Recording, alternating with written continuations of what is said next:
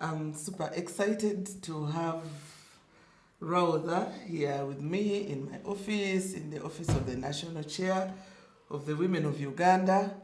We are right here. Raudha, you're most welcome. Assalamu alaikum wa rahmatullahi wa barakatuh. I'm so excited to have you in my office. You can't imagine how I'm feeling, eh? But at least this is my second time to see you. And I love your smile. I love everything about you. How are you? Fine. Do you know my name? You know? Let me introduce myself. My name is Hajjat. I went to Mecca and I became a Hajjat in some 20 years back. To add on that, when I was born, they named me Farida. My parents named me Farida Kibowa. Kibowa is my father's name. So I carried it on. And when I went to Mecca, I became a Hajjat. Where you are now is the office of the National Chairperson of all the women of Uganda. So as a young woman, you're in the right place. Yeah? So you're in the right place, feel free, feel comfortable. I'm honored to have you. And I've been waiting for this day. I've been longing for it. You remember when we met, I asked your handlers to bring you to my office. At least we have a one-on-one, and I know you're going to perform Umrah. I want you to pray for me. I want you to pray for this office. I want you to pray for me, as I also pray for you. And I also, you remember how I introduced a young friend, that Rahma. You remember Rahma? She even wanted to come, but I said, no, I'm meeting Raudha. So she sent you greetings. And this office is for the women of Uganda. And what I do in this office is to bring all the women of Uganda together for development purposes, okay? You understand? Irrespective of their tribe, religion, or culture. So when you clock 18 years as a Ugandan woman, you fall under the Women's Council. For me, I take up leadership roles and responsibilities with my executive, with my district women leaders, but the women that I lead are all the women of Uganda for development purposes. So Parliament enacted a law, and they gave us an act that gives us the mandate to carry on the leadership roles and responsibilities.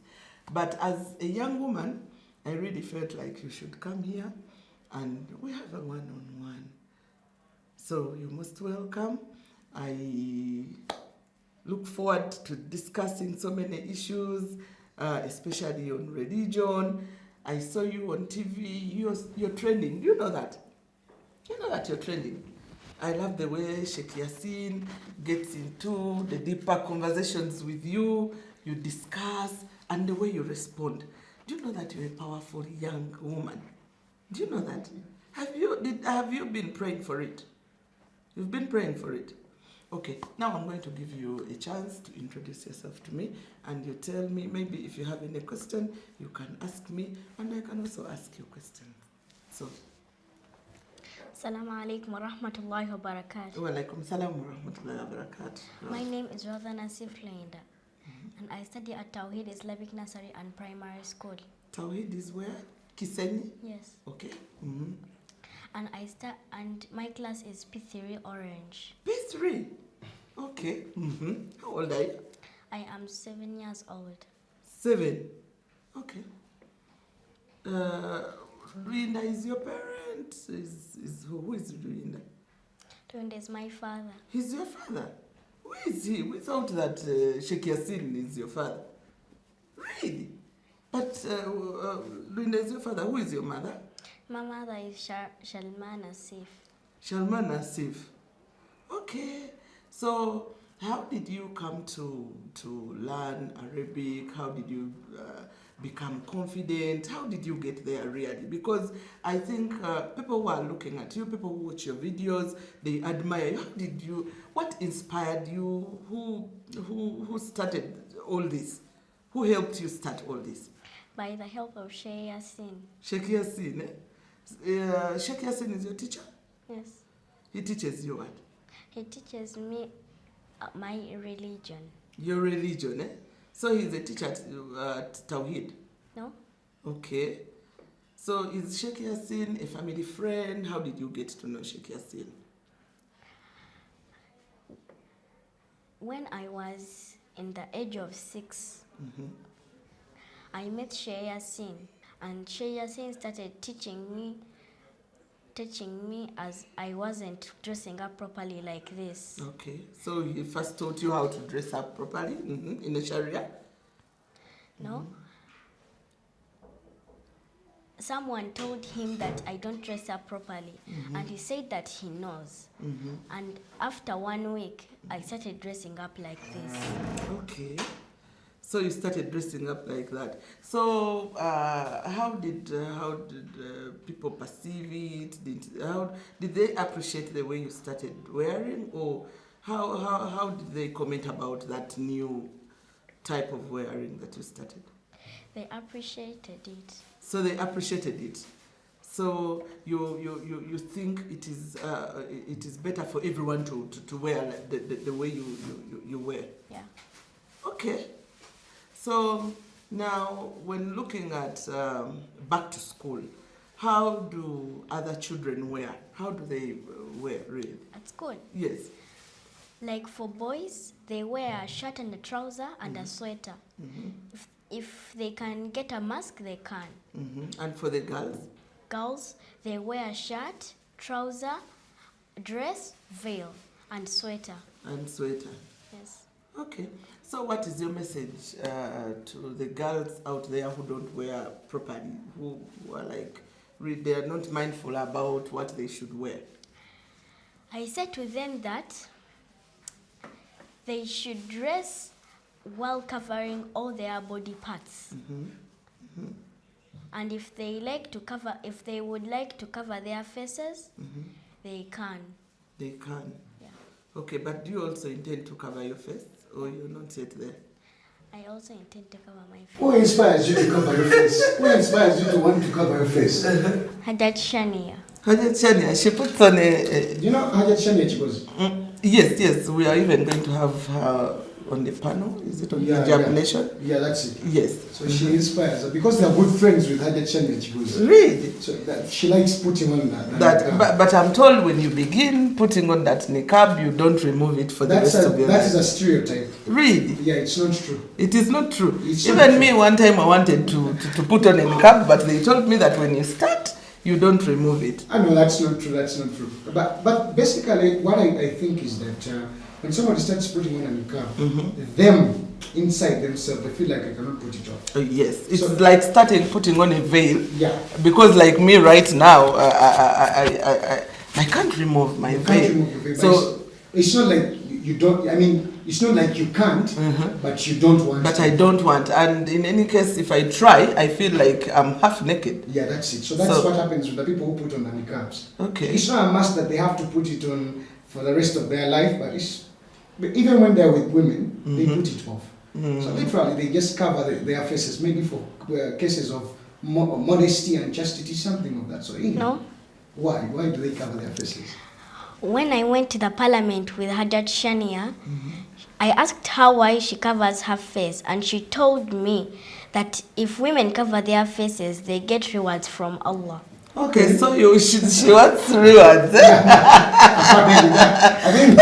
love that. I think that's the reason I want to cover your face. But for me, my perspective, my opinion is that besides even the rewards, we look at chastity and modesty, because we are in a time where when men look at a woman, they admire the woman, they start disturbing her. So you cannot disturb somebody, you don't know how they look like in the face. Because you look at yourself, you're so beautiful. And Indeed, so she is. Somebody looks at you. Yes. So basically, I look at it in that way. But Raudha, sitting in this office here, for the leader of all women in the country, what does it make you feel? It makes me feel great. Do you think that you can aspire also to be in such a position? Yes. What would you do for the women of Uganda if you get a chance to sit in her position? I would help them. I'll help them to give them food, water, and many other things. Don't you think sourcing for employment, jobs for them is better than giving them food or water? What is better? Giving them jobs or giving them food and water? Giving them jobs. Or there are some who are disadvantaged and they cannot get jobs. Yeah. Okay, looking at the jobs through this office, actually this office is a government office. We always look at tapping into the existing government programs, because there are so many government programs that are in place that have benefit to the women. So we help them know about all the existing government programs that are passed by Parliament, civil society organizations, non-government organizations, development partners. There are so many people who are willing to help women, and we always encourage them to use the Women's Council, because the Women's Council is under the Ministry of Gender, Labour and Social Development.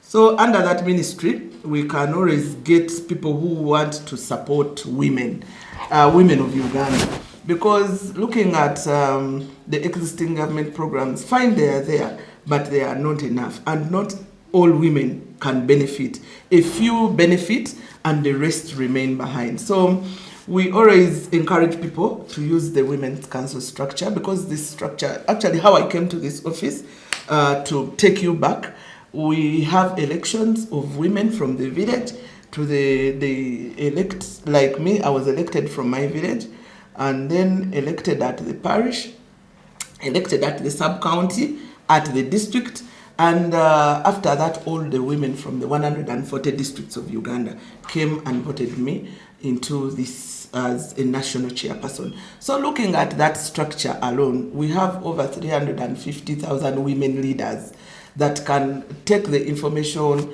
to the women in all the villages of Uganda. So we encourage, we lobby for the women's share in all the programs like PDM, the parish development model. Have you ever heard about that parish development model? No. No, it is something quite bigger than her. There is money for women in the women entrepreneurship program, money for youth, because you know there are those young girls who are in the youth structure, and there is a program for the young people. There is also the program of Grow Now, money purely for women entrepreneurs, and we are launching it tomorrow. The banks that have got the money, the only challenge that we still have with some of these monies as Muslim women is that some have some bit of interest, which as Muslims we don't go for. So this one has disturbed us a lot, because when a woman is supposed to, a Muslim woman is going to benefit from it, then that obstacle of the interest, the riba, bars us from getting that money. So, Raudha, what does Islam say about riba? Is it acceptable or is not? I don't know what riba means. You don't know what riba means? You ask her what riba is. So riba is like, for example, if you get money from the bank, that interest that is added on that money. When you go to the bank to get a loan, remember you have to add on some interest, which is not accepted by the Islamic teaching. So Allah, for example, does not... Hajjat gives you 1,000 shillings. Then she tells you, do you know when somebody lends you something, so you have to take it back afterwards, right?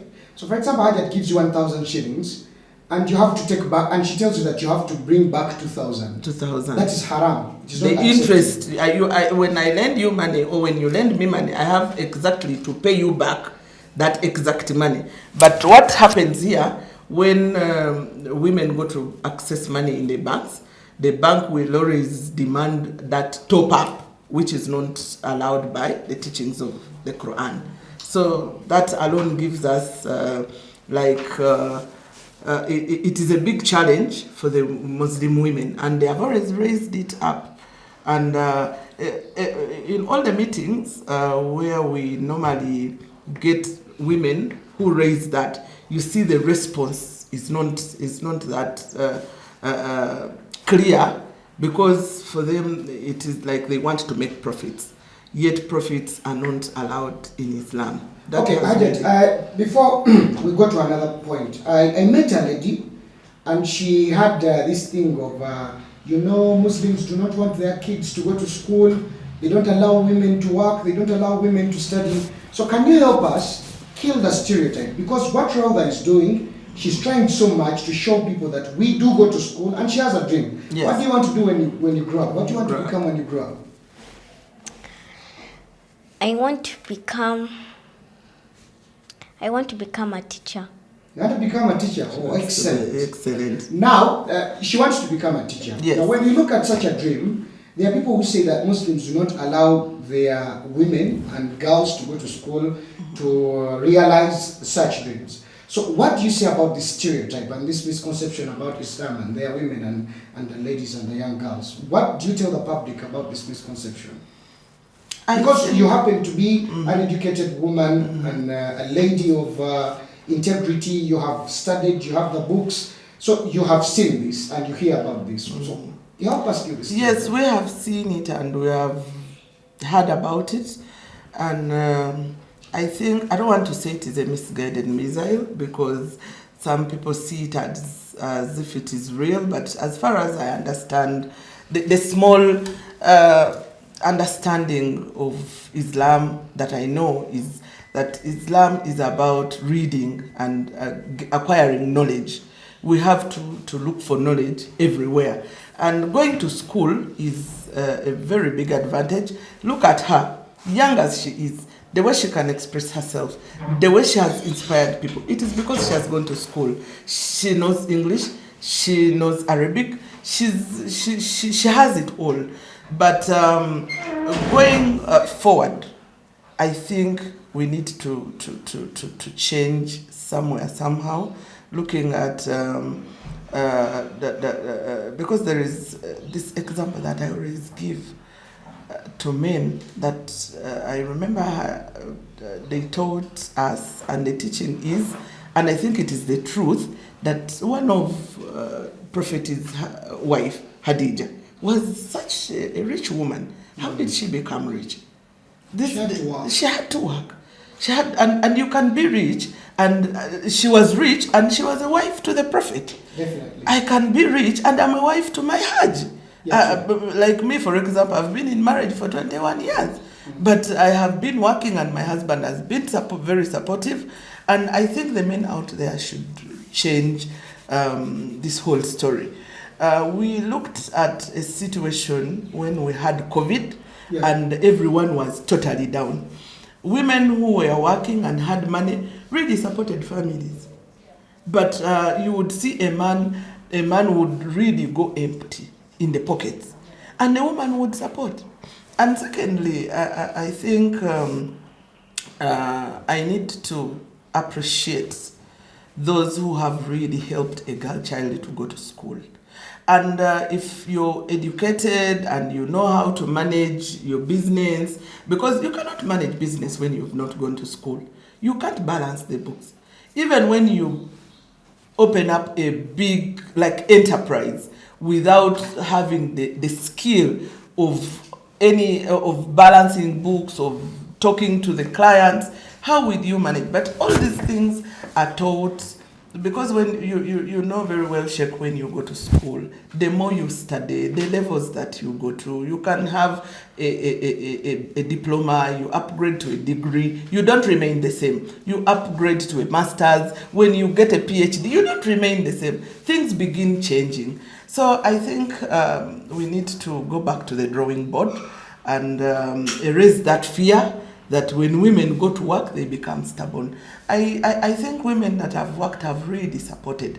And I don't mind. We don't want women to remain behind so much like that. Yet they have a role to play. You know, the woman is the engine of the family. How dare you say that the engine of the family does not know how to read and write?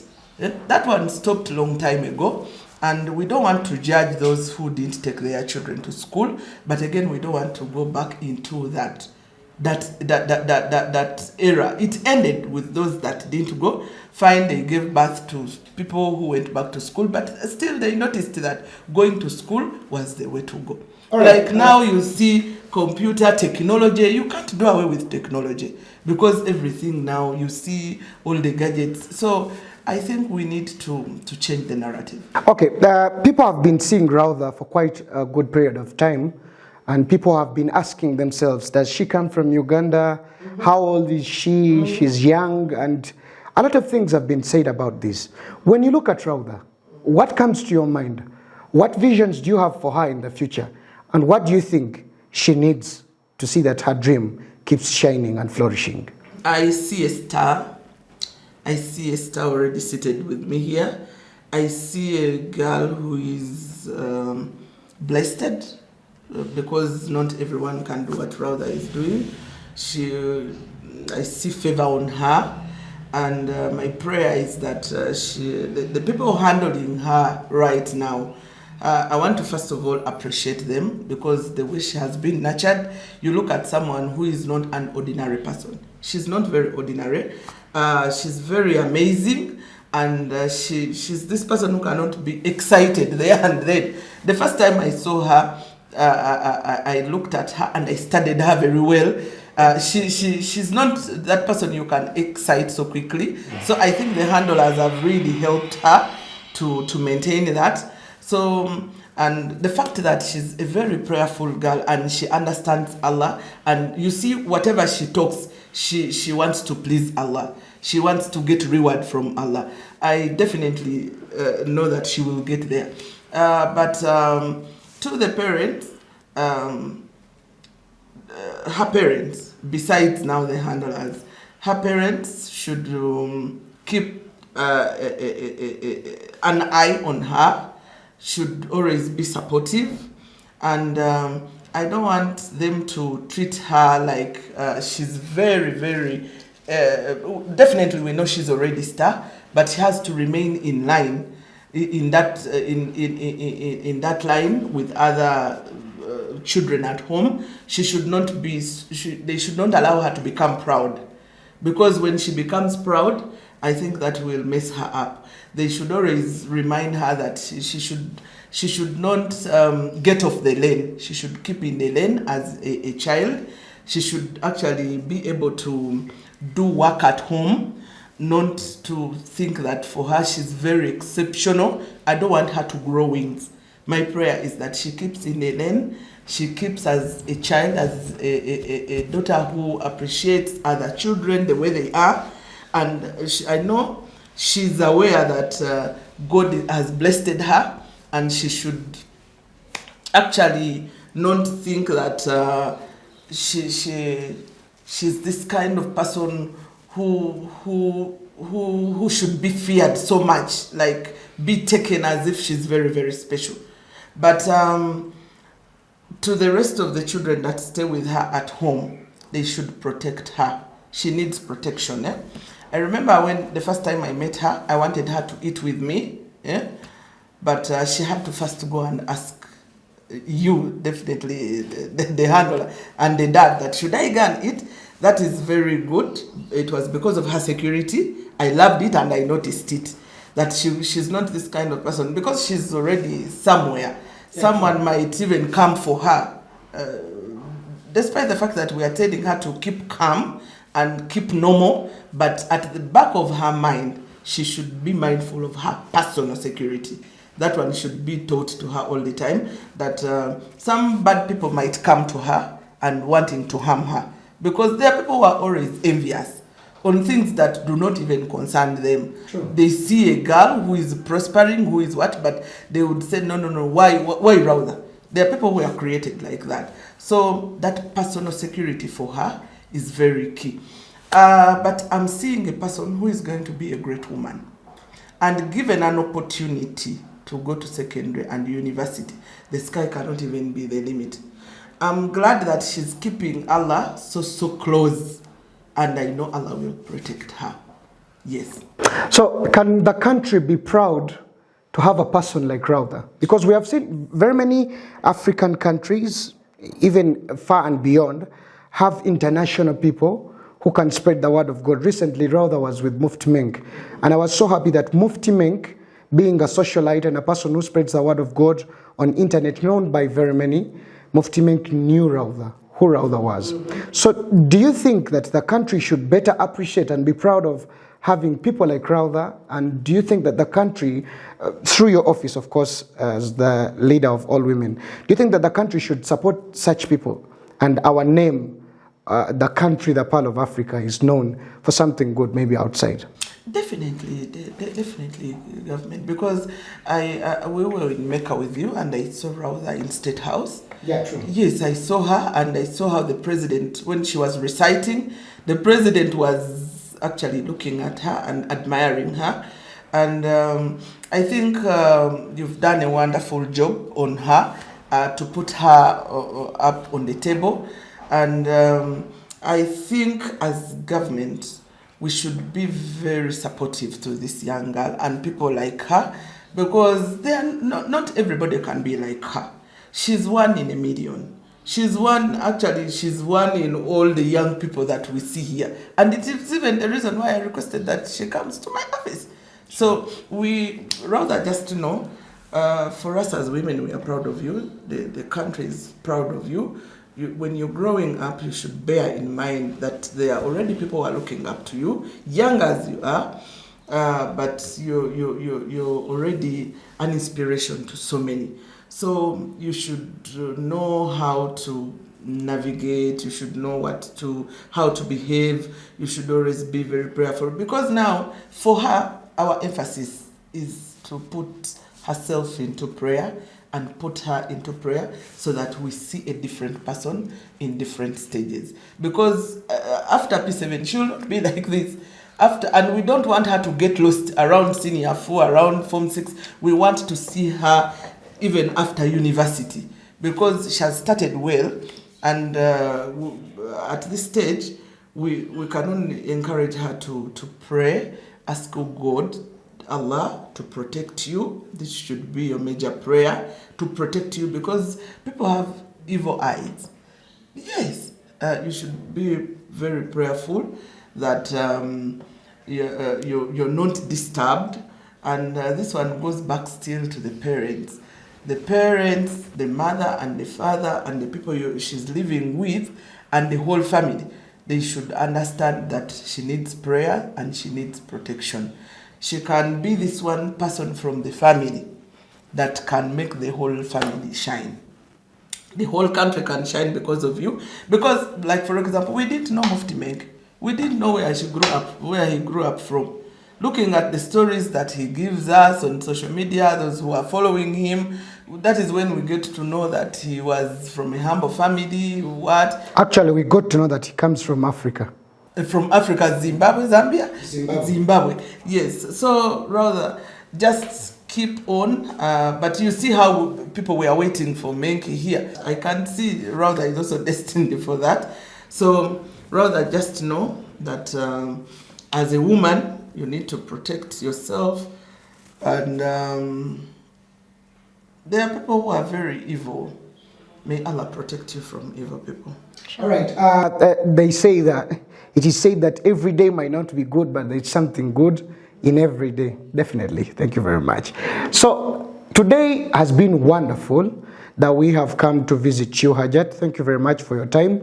Raudha, do you have some questions for her? I mean, she's there. You can ask anything you want. She's a very free person. I actually traveled with her for Umrah. She's a very free person. And we shall get time and visit her home, inshallah. So, Raudha, if there's something you're prepared to tell Hajjat, she said that she wants to hear you preaching, but because what you do best is to preach the word of God. And what she does best is to lead the women in the country to greatness and to flourish in their dreams. So, is there anything, any message you have prepared so that she can hear from you? Alhamdulillah. ثم الصلاة والسلام على رسول الله صلى الله عليه وسلم. As I was reading, I came across a story of a great man. It left me in a moment of think. On his deathbed, he made 3 wishes. Number 1, he said, when I die, I desire that only my doctors should carry me to my grave. Number 2, I desire that when my coffin is transported to my grave, all my wealth that I collected should be poured along the road to my grave. 3, my third and last wish is that both my hands hang out of my coffin as I am carried to my grave. So they agreed to do so, but asked him why he said all that. The great man said, I want the people to learn 3 lessons that I have learned from this world. Yes. He said, I want my doctors to carry my coffin because people should realize that no doctor can cure anybody. True. They are helpless in front of death. About my second wish, I spent all my life earning riches, but cannot go back with anything. Yeah. I will leave everything behind. Thirdly, I wish people to know that I came empty-handed into this world, and I will go empty-handed. We carry nothing to the grave. So I agree with this man on his 3 wishes. However, I beg to differ on his last wish, that we live with nothing. We go without things, but we can live with memories of people we have encountered. True. We leave a mark on the hearts of people we meet at work, attend school with, and more. So do you know who this man is? Alexander the Great, the conqueror of many kingdoms. It's to the point that I would like to share with you a hadith. The Prophet Muhammad sallallahu alaihi wasallam said that 3 things follow that dead person to the grave. 2 of them return and only 1 remains. His family, wealth, and actions follow him. His family and wealth return, but his deeds will remain. True. So let's all make sure we do good, Yes. and good will follow us. May Allah accept our deeds. Thank you. Amen. Well, that's what you do best. May Allah subhanahu wa ta'ala. I mean, I've heard about Alexander the Great. He is a guy who founded America. I think that's the guy, Alexander the Great. Conquered very many places. Hajjat, what have you learned from what she has said? Basically, first of all, me, I fear death. Honestly, I fear death.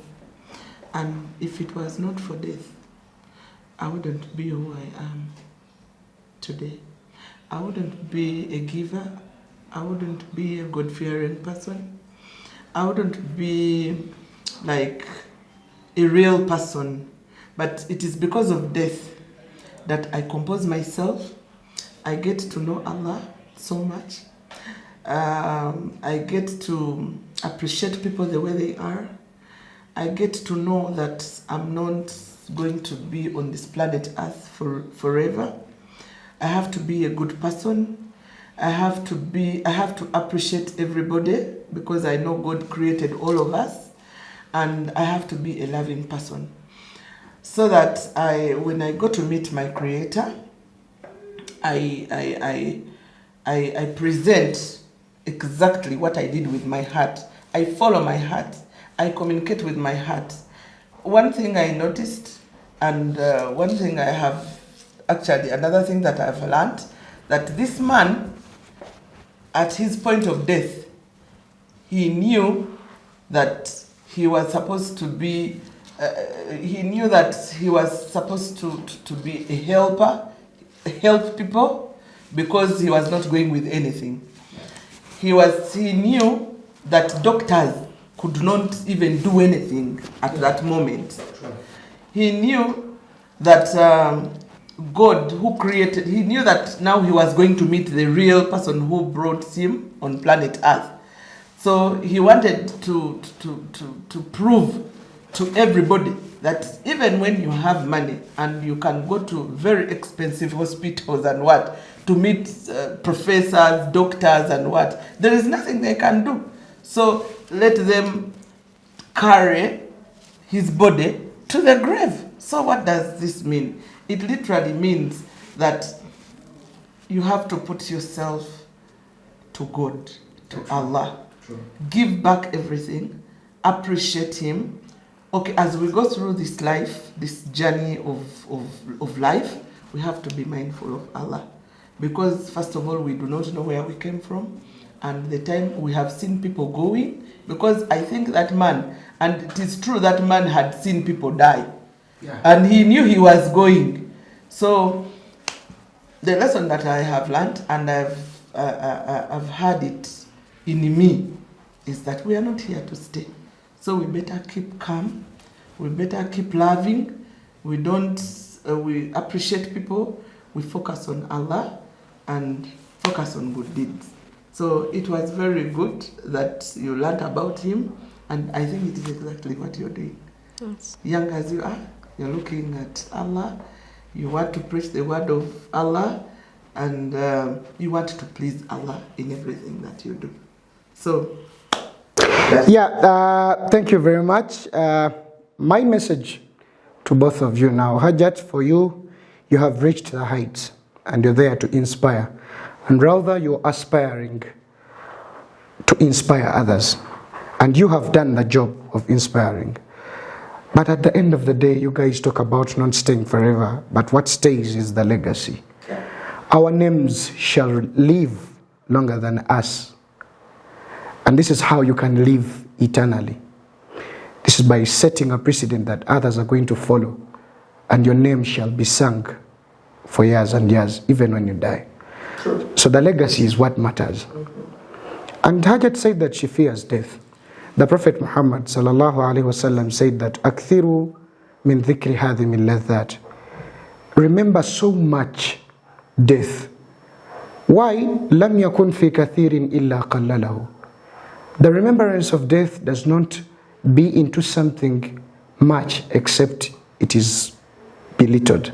So if you have a lot of happiness, if you have a lot of joy, you must reduce that, knowing that you're not here tomorrow. If you're careless, you must reduce the carelessness, knowing that tomorrow you're not there.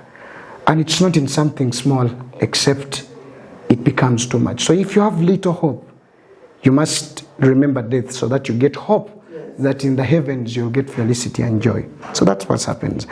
I'm very happy that we have had this dialogue. It's a different one, and inshallah it shall be aired on all the accounts that are handled by Raudha Nasif Luyinda through the handlers and the Raising Muslim. And we are happy that Hajjat you've given us this time. May Allah subhanahu wa ta'ala keep you in office and use you to make Islam a perfect religion for all other people. May Allah subhanahu wa ta'ala accept your deeds, Raudha. And may Allah subhanahu wa ta'ala use you, Raudha, and Hajjat Faridah, to see that you empower and you bring up and you inspire the rest of the women in the world. And by the way, I want to tell her that, Raudha, Yes. you inspire so many young people out there. Can you imagine Rama had seen you before? And when she saw you physically, she was very excited. And when I saw that TikTok of you and Rahma, when you had put my good friend, I was reading on the comments. I thought, I think you also read some of the comments. Every parent was like, I want my child to be, I want my child. I think Sheikh Yasin, you've seen that. Yeah. I'm praying for my children. Where do they go to school? And now they have even started attaching Rema to Raudha. So this is how far she has gone. And so many parents, actually, the parents that watch you, that see you on media, they all want their children to be like you. Can you imagine? Subhanallah. They all want to be, their daughters to be like you. Even those that are not Muslims. They are saying like, oh, this girl here, oh, this girl. So I think looking at that, you should deep inside you know that you're not an ordinary person, though we have accepted and agreed that when you're home, be a normal person. Do housework. Let her just be a child. Be a child, do housework, cook food. When mommy calls you to wash plates and wash clothes, be that person who is holistic. You do this, you do that. When it comes to cooking, you have to be this person who can cook, because when you grow up, you'll get married. When you grow up, you'll be this person who will have a home, and you have to learn housework activities. So, but deep inside you, just know you're not ordinary. There are so many parents who are looking at you, so many children who are admiring you. Can you imagine how excited I am to be with you here? It is a pleasure, it is an honor. I'm super, super excited to be with you. Imagine, but it is because of the grace of Allah that Allah has poured on you His favors and blessings that you've made it. So just know I pray for you, I love you, and to the viewers, we love you too. Let's pray for Raudha, because she's really very young. She needs guidance, but more importantly, she needs prayers. Thank you very much, all our viewers and listeners. We are live here in the office of the leader of all women, Hajjat Faridah Kibowa in Uganda. And she is trying to have a word with Raudha, inspiring her. Maybe I can ask, how does she feel when I say that I love you, I'm excited to see you? How do you feel when I'm like reading? When somebody comes and says that, I love you so much, you inspire me. Because this is what everybody says. How do you feel? Can we share with you? I feel good. You feel good. That's it, you just feel good. I feel good. I feel safe, and I also feel loved. Oh, mashallah. She feels safe. Oh, you feel safe, and I like that. You feel safe and loved. Loved. Well, you deserve that. To the viewers, this is what Raudha feels when we say we love her, she inspires us, she feels good, she feels safe, and she feels loved. Those are powerful 3 words. So you have favorite things, right? What is your favorite color? My favorite color is pink. Not different from any other girl. And what is your favorite food? I have a lot of favorite foods. Which one is the favorite, the most loved? Pizza. Pizza. Okay. So Raudha, I know you're going to Mecca. You're going to Mecca. Rabbaik Allahumma. So Allah has answered it. He has called you. Yeah. Mashallah. I wish you a safe travel. But when you reach there... Did you see that video where I was at the Kaaba and I prayed for Raudha and her parents? Yes. Within a glimpse, we got calls that Raudha is going to go to the Kaaba with her father. So I felt happy that Allah had responded to my dua. Did you see that video? Yes. Yeah, so you Congratulations. see, when you're at the Kaaba, you pray for everybody. You pray for everybody. Because Allah responds to all those prayers. Yes, and me personally, you remember me, Raudha. Okay? Yes. Please don't forget me. Don't forget Hajjat Faridah. You say Faridah Kibowa. The chair of the women. We are praying for bigger things. You pray for this office because this is a big office, but we always pray for the best. There are bigger offices than this. So we appreciate this, but we still pray for the best. Allah has always told us to pray for bigger what? Things. So you pray for me. I have some pocket money for you. Okay. I have some pocket money for you, Raudha. In dollars, in shillings, in what? Have you ever owned dollars? The president gave you money, right? Yes. How much did he give you? He gave me 0. 3 points? No, it was something in 0. Well, 1 point something. 1 point something, I think. So Raudha, this is $100. Barakallahu fikum. You will. Just take some water. When you're there, this is to be used when you're there. Now this one, you use it to buy what you want here. Barakallahu fikum. Before you leave, you might even want to pack some small things. They take you buy those small things and you put in your suitcase. Thank you. All right. All right, thank you. Inshallah. Okay, guys, we are signing out. It is Raising Muslims, and we say... I also want to thank you, Sheikh Yasin, for bringing Raudha here in my office and for nurturing her into what she is now. Your efforts cannot be taken for granted, and we can't take them unnoticed. So we appreciate you, and we pray for you to also have kids. Yeah, I have a child, my little girl, and as soon as she was given birth to, so Raudha had to visit my girl. And I told Raudha, what name are we going to give to my girl? And she said, let us name her Raudha. So definitely, my girl is called Raudha. Yeah. Mashallah. Yeah, Raudha Nuhaila. Because Nuhaila is what her mother gave her, then for you gave her Raudha. So I know you're also going with Raudha. This is also your pocket money. Thank you very much. Thank you very much. Mashallah. And that marks the end of our day. We say thank you very much. Hajjat, may Allah subhanahu wa ta'ala bless you. Assalamu alaikum wa rahmatullahi wa barakatuh. Wa alaikum salam wa rahmatullahi wa barakatuh.